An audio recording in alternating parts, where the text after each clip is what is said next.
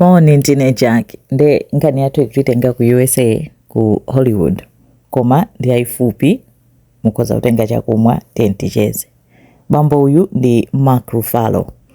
Mark ndo otchuka kwambiri ku USA komanso around the world fandi actor odziwika kwambiri. Na ali ndi mafilimu ambiri odziwika koma yomwe anatchuka nayo kwambiri ndi Hulk komanso mu mafilimu a The Avengers iyeyo ndi Hulk.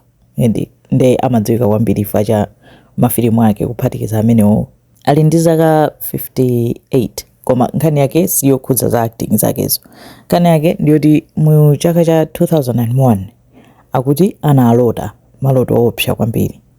Akuti Mark anapita kukagona ali mtulo anayamba kulota koma mmalotomo anamva kuti uli ndi brain tumor unyamuke msangasanga upite kuchipatala ukapanda sizikuthera bwino.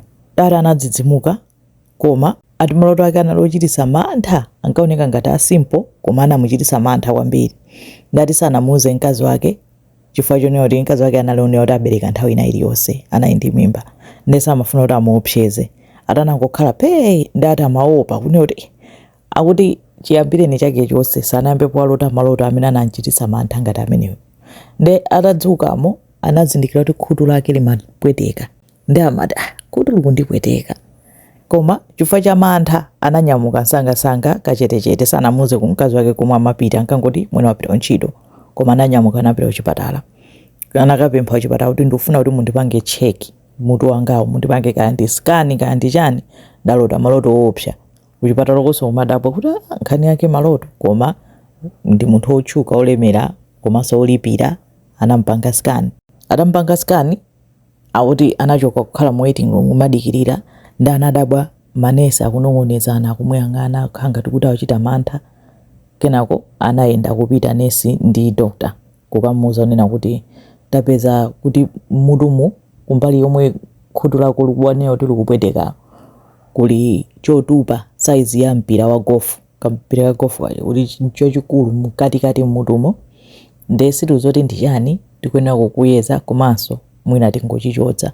Ndati zinanchitisa mantha kwambiri koma sanamuuzenso mkazi wake uchinanga samaopa kuti munthu onena kuti abereka tsiku lina lilonse samafuna kumuopseza anangokhala chete anadikirira kuti mwana abadwe. Atabadwa nkumuuza mkazi wake kuti andipeza ndi chotupa nalota chani pamene anamuuza kuti treatment yake ndiyoti achotse chi brain tumor chomwe anali nachocho kunena kuti that was the only way komanso akamuchotsa pali chance 20% yoti akhoza kufa komanso pali chance yonena kuti khutu lakelo silidzamvanso komanso akhoza kukhala ndi ulumali. Zinthu zake zikuti ma prognosis ake oopsa okhaokha koma analibe choice anapitabe anakapanga operation.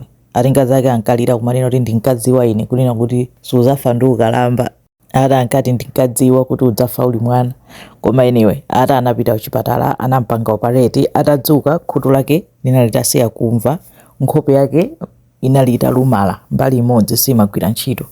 Ati zinali zoyipa kwambiri ati kwa nthawi yayitali nkhope yake mbali imodzi simagwira ntchito khutu linali losamva koma eventually anapezeka kuti ndi nthawi anachira koma khutulo silimvabe koma nkhope inayamba kugwira ntchito basi anayamba kukhala anakhazikika anakhala ngati wachira anachita accept kuti khutulo silidzamvanso koma anapeza kuti wachira.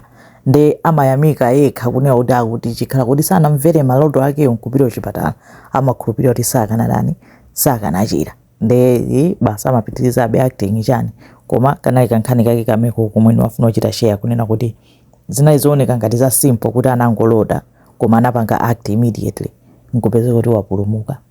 Imene ndi nkhani ya brain tumor ya Mark Ruffalo. Zikomo kwambiri.